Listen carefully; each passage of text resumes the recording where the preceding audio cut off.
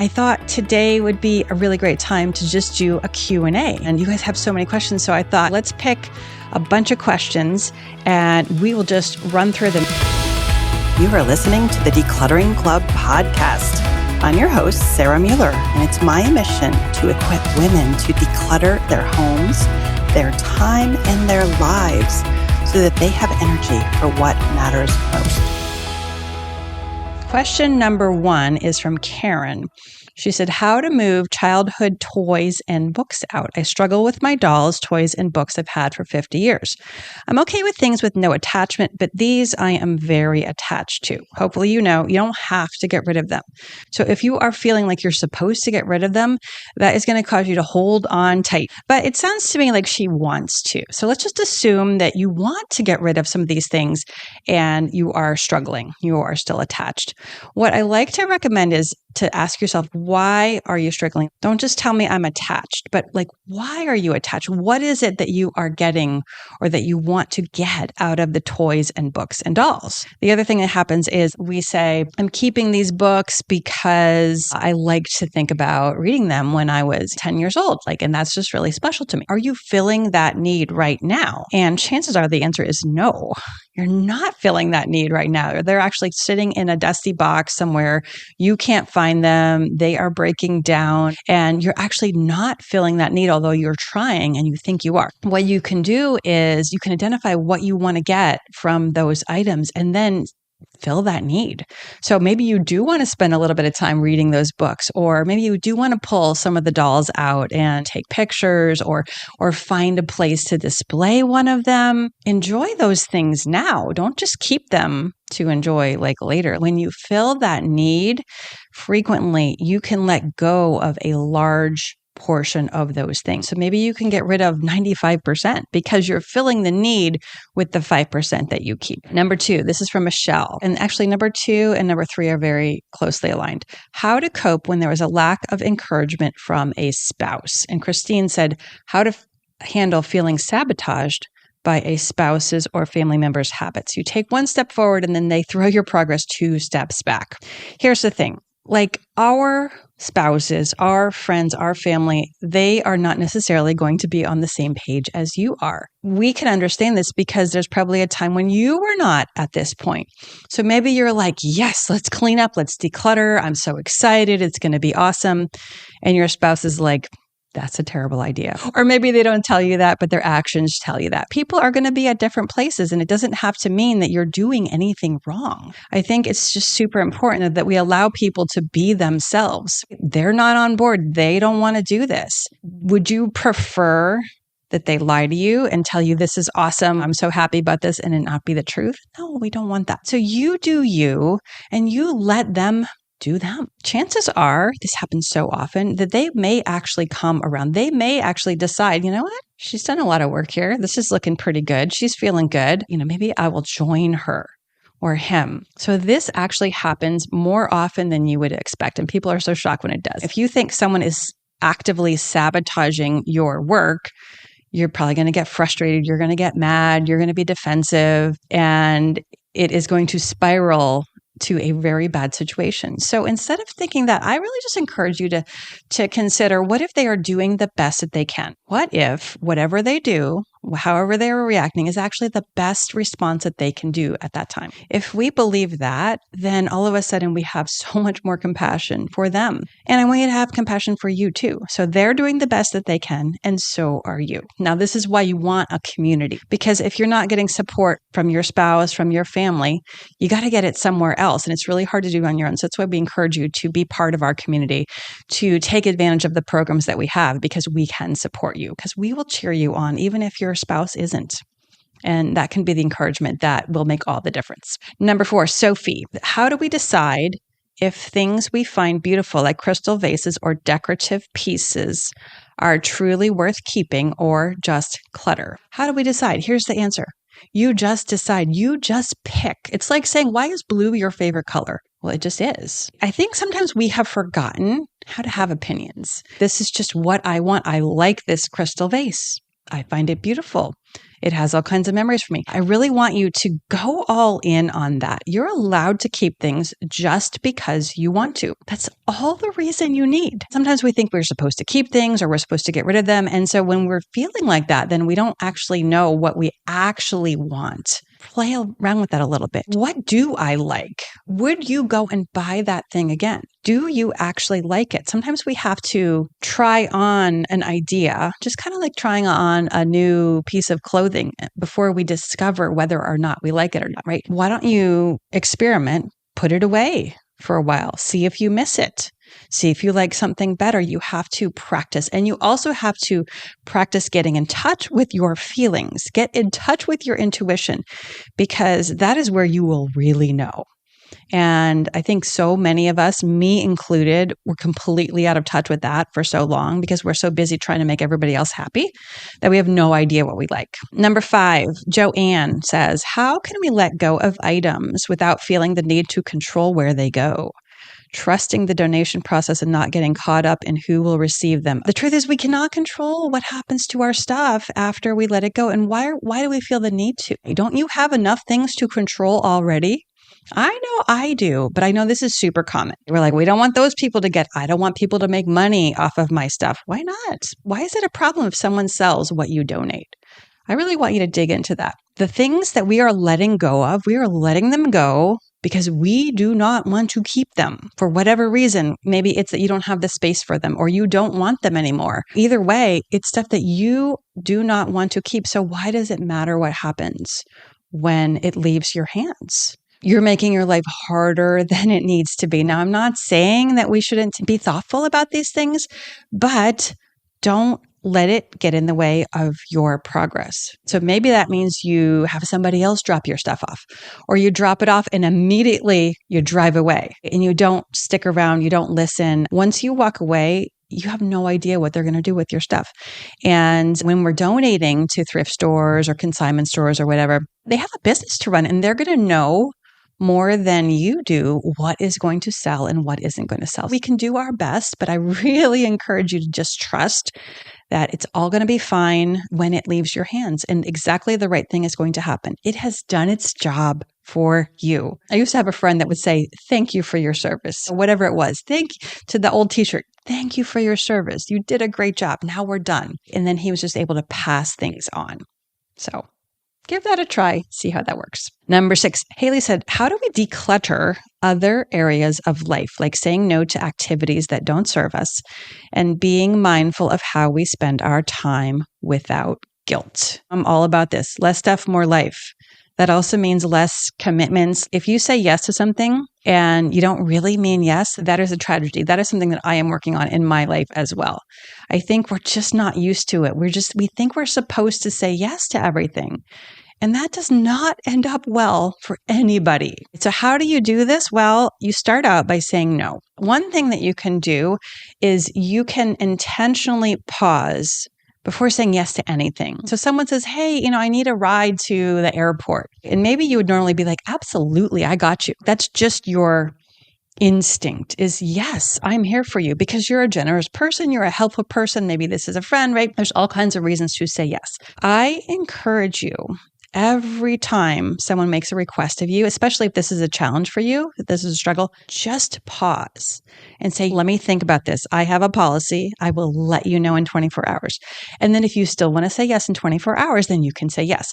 But just building in this pause is incredibly helpful because, again, it counteracts our instinct that we're supposed to say yes, and we're going to feel bad if we don't. It gives you time to think it through. And then you can think, do I actually have time for this? Is it something that I like doing? Do I want to do this? If the answer is no to any of that, then you would be saying yes out of obligation. And I don't know about you, but anytime I do something out of obligation, it is not good. It's not good for me. And it's not good for that person either. I'm pretty sure that the people that I care about do not want me to resent them when I say yes to them. Now, the guilt thing is a very common reaction. And I want you to understand that it's kind of a protective thing. So back in the day, you had to stay in the tribe. Like if you lived back in caveman days, you couldn't do stuff that would piss off the tribe because they would kick you out and you would die. We have an evolutionary, a biological need to be accepted in the tribe. So saying no feels like we might get kicked out. So it's scary. Your brain is programmed to keep you safe and to keep you alive. Now, your brain doesn't realize that saying no, I can't bake cupcakes for the bake sale isn't going to get you kicked out of the tribe. Or maybe it will, but you're not going to die. So it's just a practice that you can get used to. And you may actually need to be okay with feeling guilty and uncomfortable for a while. That is actually the price of saying no, because your brain is like, this is new. We're not used to this. So you're probably going to feel like that for a while, but just be really strong. If you are careful and intentional when you say no, then your yeses are that much more valuable. So if you say yes to everything, your energy, your presence, your purpose, it gets completely diluted. Whereas if you only say yes to a fraction of the things that are being asked of you, then it's just that much more valuable. We want to be intentional. It's about less stuff and more life. And the same holds true for commitments, obligations on your calendar, saying yes to even fun stuff. If we are picky, if we are intentional, then our quality of life goes up, which is really great. Next question, number 7.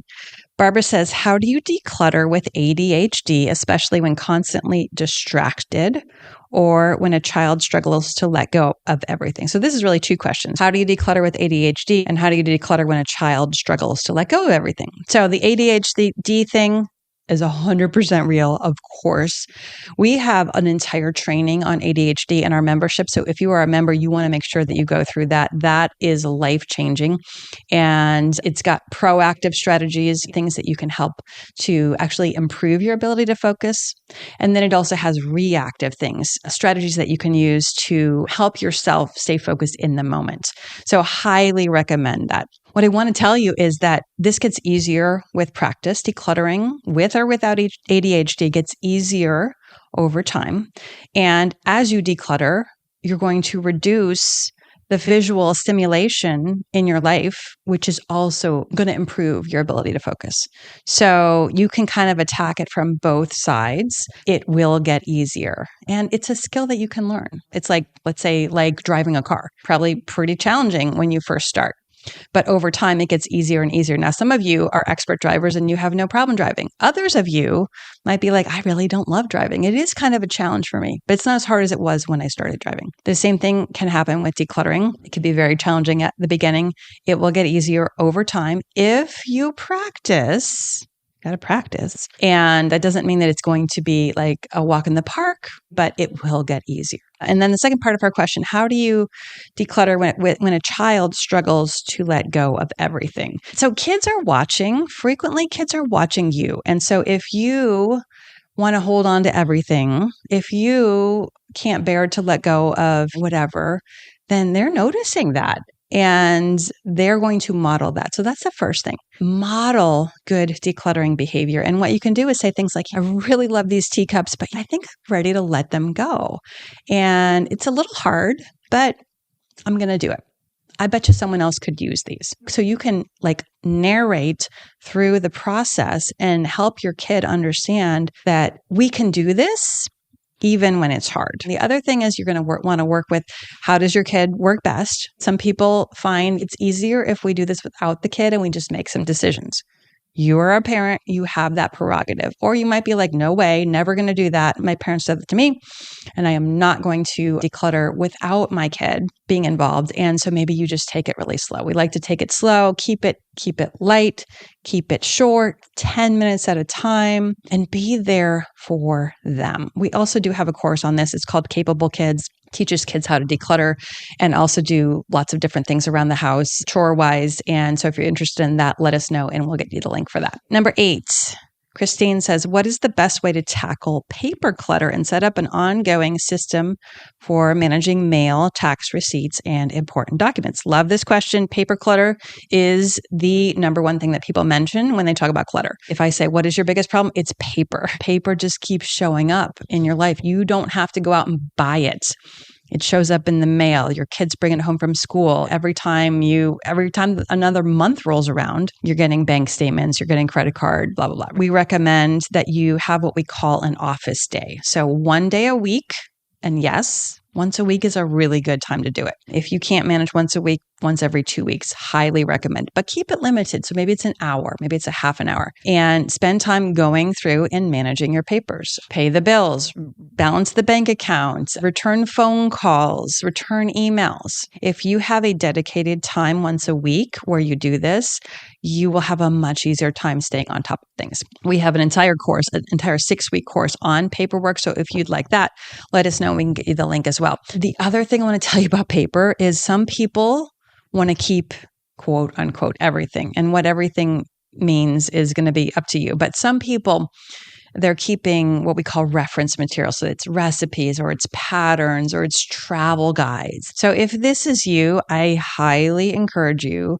to take a look at that and say, do I just like collecting recipes or do I like collecting recipes and then actually cooking them? There is an infinite supply of reference material. In today's day and age, you are never going to be at a loss for a recipe or a pattern or a beautiful place to travel. So I highly encourage you to consider letting that stuff go. It might be a little painful, but that's just because that's what you're used to doing. Question number 9, how do you teach children to declutter early on? And how do you manage decluttering college, adult, kid stuff? So another kid question, modeling.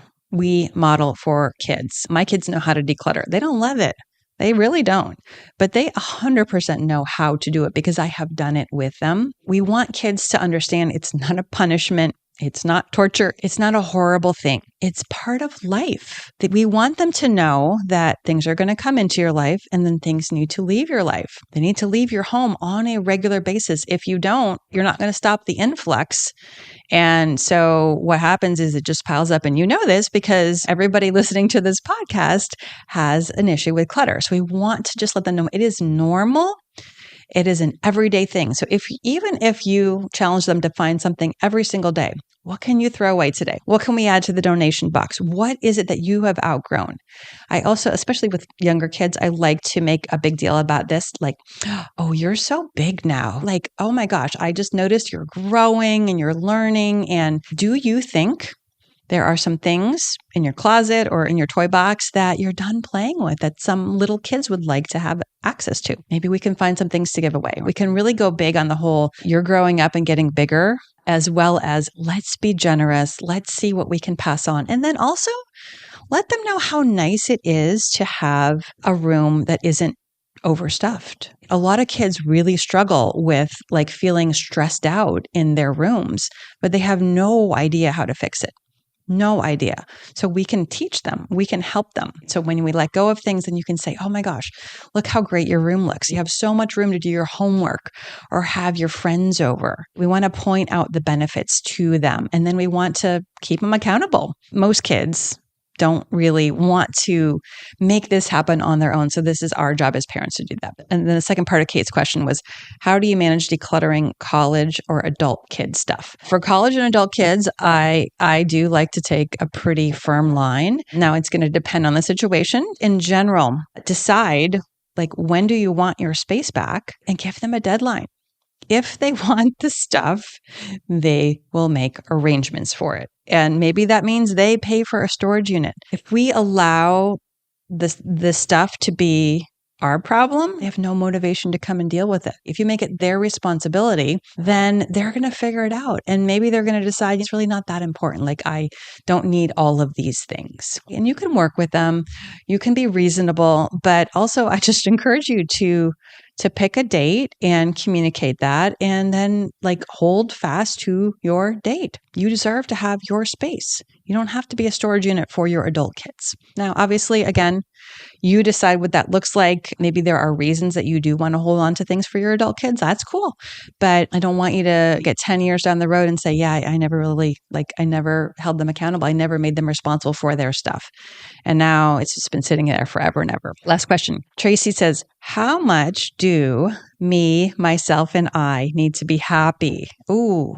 Ways to break the clutter cycle for good. Oh, I love that. It's such a good one to end on, isn't it? How much do you need to be happy? Here's the truth. Your stuff is not making you happy. It's not. What's making you happy is how you are thinking about your stuff, about yourself, about your home, about your life. That is what makes you happy. So if the things in your life are creating happy thoughts for you, then that's amazing. If you collect a certain item and you think that item is what's making you happy, then when you feel a little bit unhappy, you're going to go out and get another one of those items. You're like, oh, I just need more for my collection. But the problem is then we can never get to enough. There's just never enough when we operate like that. So what I just encourage you to do is just notice what's going on. We really don't need very much to be happy. And the opposite is that sometimes too much interferes with being happy. It's okay to keep things. I have all kinds of things that I love, but I also want to make sure that nothing in my house is in the way of me living the life that I want to live. I look around for things I can declutter. If it is in the way or if it causes me to feel irritated or annoyed, it probably needs to go. And I've got some more work to do for sure. I am not 100% decluttered. I don't even really care. I don't even want to be 100% decluttered because that takes up time too. But what I'm trying to say is don't attribute your happiness or lack of happiness to the things around you. It's all about your attitude. It's all about your mindset. And it's all about how you are thinking about things. That should help you, hopefully, let go, be a little bit less attached, get to the less stuff, more life that we are so fond of around here. Those are the 10 Q&As that I have for you today.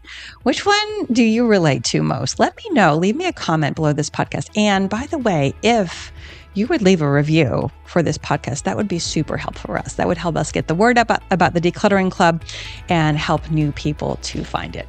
All right, everyone, I'll see you next week. That's all we have for you today. If you enjoyed this podcast, please leave us a review. It would really help us to get the word out. And if you'd like to continue your decluttering journey with us, find us on Facebook, Instagram, or YouTube at Decluttering Club or on our website at thedeclutteringclub.com.